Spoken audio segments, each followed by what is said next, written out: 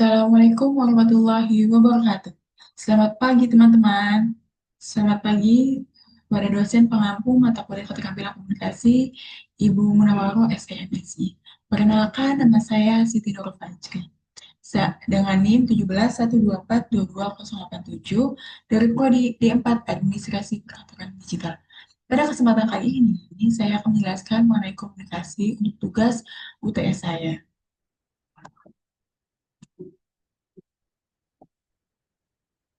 Pada komunikasi, yang pertama yaitu ada etika komunikasi.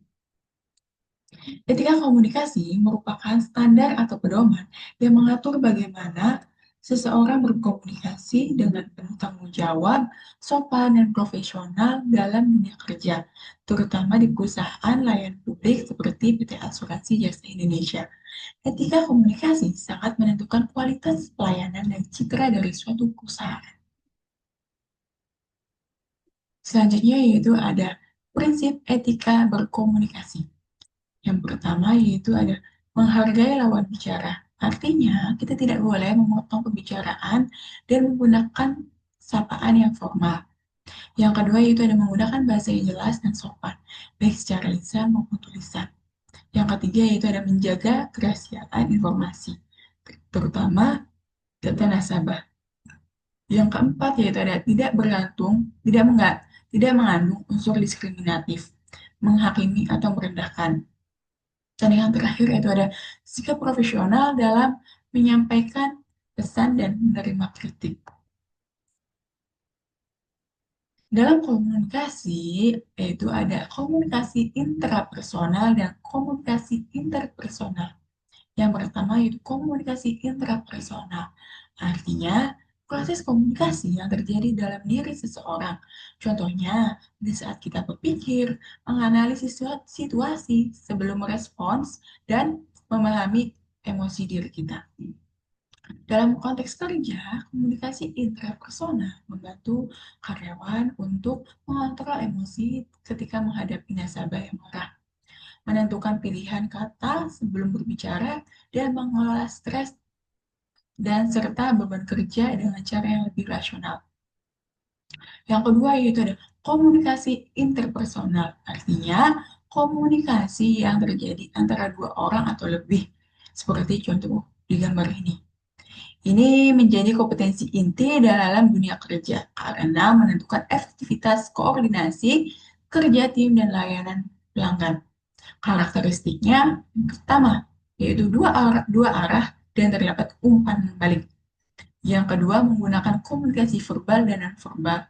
Dan yang ketiga bertujuan membangun hubungan dan pemahaman bersama. Selanjutnya itu ada proses berpikir dalam berkomunikasi. Proses berpikir berperan penting dalam memastikan pesan yang disampaikan agar tepat, logis, dan sesuai konteks. Dalam pekerjaan yang melibatkan nasabah, proses berpikir menjadi dasar agar respon yang diberikan bukan berdasarkan emosi, tetapi kebutuhan dan kejelasan informasi. Tahapan proses berpikir dalam komunikasi profesional yaitu pertama, menerima informasi. Artinya, kita mendengarkan dengan penuh perhatian. Kedua, memproses dan memahami suatu pesan. Kita harus menganalisis konteks, tujuan, dan kondisi. Ketiga, mengevaluasi pilihan respons. Artinya menentukan bahasa, solusi, dan cara penyampaiannya. Yang keempat, memberikan respons. Artinya menyampaikan dengan jelas, sopan, dan sistematis. Selanjutnya itu ada kecakapan mendengarkan dan berbicara. Kecakapan mendengarkan atau active listening. Mendengarkan aktif bukan hanya menerima suara, tapi memahami isi dari suatu pesan, emosi, dan maksudnya. Skill ini sangat penting dalam melayani nasabah yang membutuhkan kejelasan, yaitu ada ciri-cirinya. Ciri-ciri listening skill yang baik. Yang pertama, tidak menyela ketika orang lain berbicara. Kedua, mengulang inti dari suatu pesan. Contohnya, berarti Bapak ingin mengajukan klaim karena nah bla bla bla bla bla. Yang ketiga, mengajukan pertanyaan klarifikasi bila perlu. Yang terakhir itu menggunakan kontak mata dan bahasa tubuh yang positif. Yang kedua, ada kecakapan berbicara. Kecakapan berbicara yaitu keterampilan berbicara meliputi kemampuan penyampaian pesan secara jelas, tepat, dan meyakinkan. Dalam dunia asuransi, komunikasi desain harus sistematis, yaitu alurnya harus jelas, menggunakan bahasa formal dan mudah dipahami oleh nasabah, dan menyertakan fakta, bukan opini. Dan yang terakhir yaitu diikuti dengan sikap profesional, intonasi stabil dan nada yang positif. Selanjutnya yaitu ada case study. Pada saat ini, saya magang di asuransi jasa Indonesia di unit underwriting retail yang berisi 10 mahasiswa magang. Nah, mahasiswa magang biasanya diminta untuk mempresentasikan hasil hasil pekerjaan mereka, analisis QGIS kepada tim brain. Saat sesi tanya jawab, beberapa mahasiswa sulit menjelaskan hasil pekerjaannya sendiri karena mereka tidak memahami instruksi awal mentor dan tidak melakukan active listening saat diskusi teknis, berbicara terbata-bata karena tidak terbiasa mempresentasikan suatu data. Analisnya, listening skill yang lemah membuat mahasiswa tidak benar-benar memahami pekerjaan yang mereka kerjakan.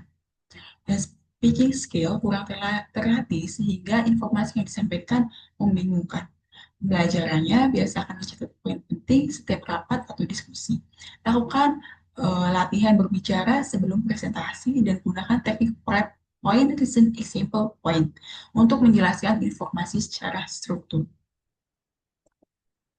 Kesimpulan dari ketiga aspek keterampilan komunikasi yang ada etika komunikasi, proses berpikir, serta kecakapan mendengarkan dan berbicara sangat menentukan keberhasilan mahasiswa magang dalam beradaptasi dan menjalankan tugas di dunia kerja. Eh, Kasus nyata selama PKLBT Asuransi Indonesia menunjukkan bahwa miskomunikasi, kurangnya proses berpikir kritis, serta lemahnya kemampuan mendengarkan dan berbicara dapat berdampak langsung pada kinerja mahasiswa magang dan produktivitas dari suatu tim. Oleh karena itu, penguasaan keterampilan komunikasi bukan hanya kompetensi tambahan, tetapi kebutuhan utama dalam lingkungan kerja yang profesional. Cukup sekian, terima kasih. Kurang lebihnya mohon maaf. Apabila itu aku hidayah. Wassalamualaikum warahmatullahi wabarakatuh. Saya Siti Nur Fajri, pamit undur diri. Sampai jumpa.